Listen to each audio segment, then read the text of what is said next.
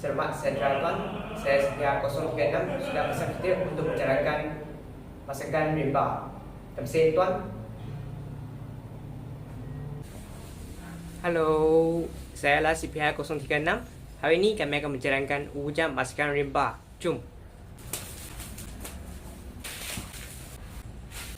Yang pertama ialah menghidup api. Bahan-bahan menghidup api saya akan bersedia adalah mancis, ranting kayu dengan ada banti air. Untuk kes kecemasan dan untuk proses memasak dan mencuci bahan. Untuk lagi senang menghidup api, kami kena menyusunkan ranting kayu mengikut saiz. Yang pertama ada yang kecil punya, dengan hingga besar punya pun ada juga. Untuk lagi senang ingatkan apa-apa kayu ni lah. Ini dipanggilkan kayu satu. Kemudian besar sikit ialah ini. Ini kami panggilkan kayu dua.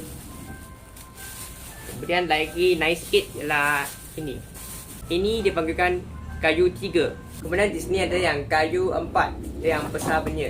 Sebab ranting yang kecil dia mudah dibakar dengan bakar yang cepat.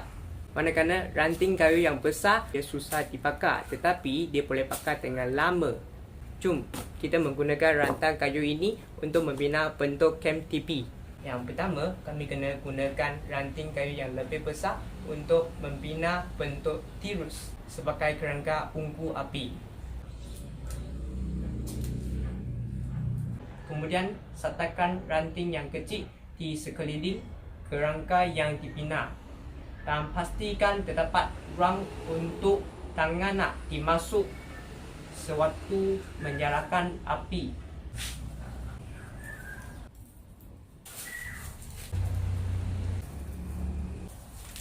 Dalam bentuk tirus ini saya akan letakkan daun kering dulu di bawah, dan sekali di atas letakkan sikit punya kayu kecil.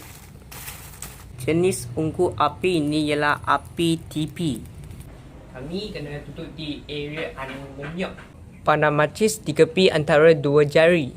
Teknik ini membolehkan lebih banyak ruang bagi badan macis untuk membakar, dan api dari mancis juga tidak akan terbakar jari sendiri.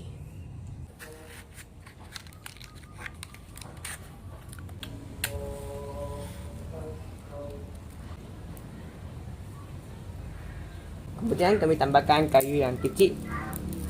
Kami kena tambah sedikit demi sedikit ranting yang lebih besar sehingga api tentang besar.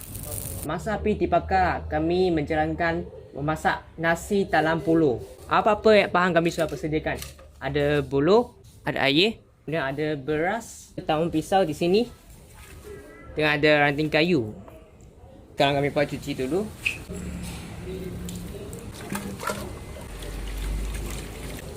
Kemudian kami cucikan beras.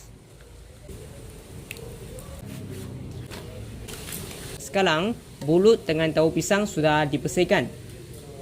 Kami alaskan dalam bulut dengan daun pisang.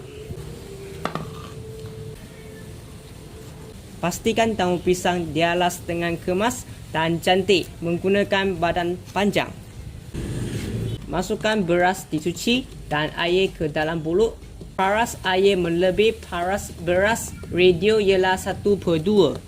Melipat daun pisang menjadi kumpulan untuk menentuk hujung bulut bagi menggelakkan asap dan habuk masuk ke dalam nasi. Masa api dibakarkan, bulut diletakkan secara kontur atas api medium. Api yang terlalu keras akan menyebabkan bulut mudah terbakar. Untuk menyediakan laut ayam, bahan-bahan yang digunakan ada garam, ayam, ranting dengan pisau juga. Kemudian bersih ayam dengan air yang disediakan, mencucikan ranting kayu. Kemudian kami pakaikan pisau, kasih dia lagi senang dicucuk. Kami sediakan ayam dengan ranting pokok, kemudian pakai ranting pokok untuk cucikan dengan ayam. Kami sekarang sudah dicucukkan. Letakkan garam di permukaan. Tadang, sudah siap. Kami di sini membuatkan Tunggu 2 jam untuk kasihkan ayam akan lagi senang dibakar. Panaskan ayam di atas bara api. Mengusing pulut pada masa ke masa supaya dibakar dengan sekata. Apabila air mendidih, angkat pulut dan hentak di tanah dengan lembut supaya nasi dan air sepatah, lalu letakkan. Sering mengumpulkan permukaan ayam yang dipanaskan supaya sekeluruhan dapat dimasakkan. Ayam sudah masak, kami letak di tepi dulu. Sekarang nasi puru pun sudah masak, kami letak di tepi dulu. Untuk memasak kentang dan telur, kami akan menyediakan ada sebiji kentang, sebiji telur dengan ada pisau. Kami memotongkan kentang kepada separuh. Isinya dikeluarkan. Dalam sini kami tambahkan telur. Untuk bahagian atas digunakan sebagai penutup. Kemudian gunakan kayu ranting untuk kasih dia tak senang gerak. Sudah siap, jom kami pergi bakar. Untuk kentang telur, kami terus letakkan api atas sahaja. Tunggu sekurang-kurang 30 minit juga. Untuk membuat roti lila, yang bahan-bahan disedia ada yang telur, tepung gandum, ada gula, pisau, kayu yang bersih dengan ada air juga. Yang pertama, kami keluarkan 1 cawan punya tepung gandum dulu. Kemudian, kami campurkan setengah cawan air.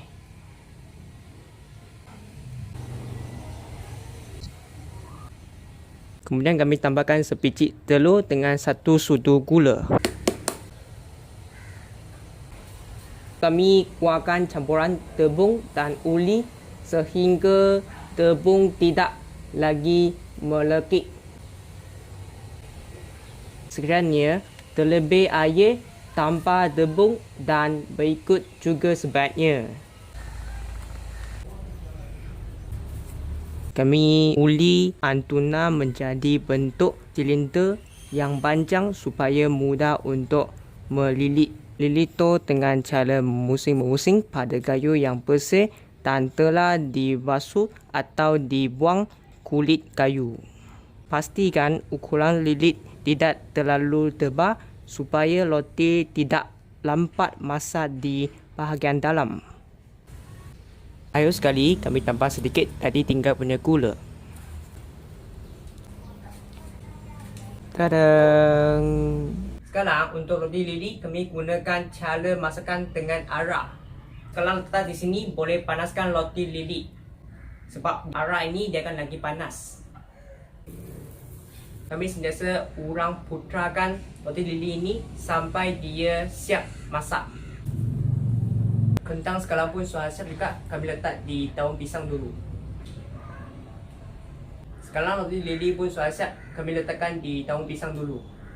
Hasil akhir dengan hiasan saya ialah di sini. Boleh nampak? Ini adalah roti lili saya dengan ada telur dan kentang. Sekali ada ayam dan ada nasi juga. Boleh nampak kan? Untuk yang roti lili lah, dia yang sudah masak punya. Macam ini punya. Dan sekali untuk kentang dengan telur ini, dia pun sudah siap. Ini dalam telur dia, dengan luar ialah kentang juga. Ayam pun sudah siap juga, dia macam ini punya. Kemudian beras. Beras pun sudah siap juga. Cuba makan roti lili dulu.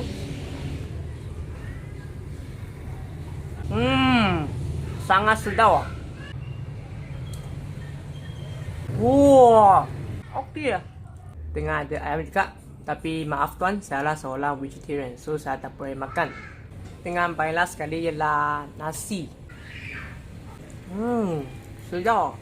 Untuk kayu ranting ini, kami mesti nak tambahkan air sebab takutkan dia bakar lagi.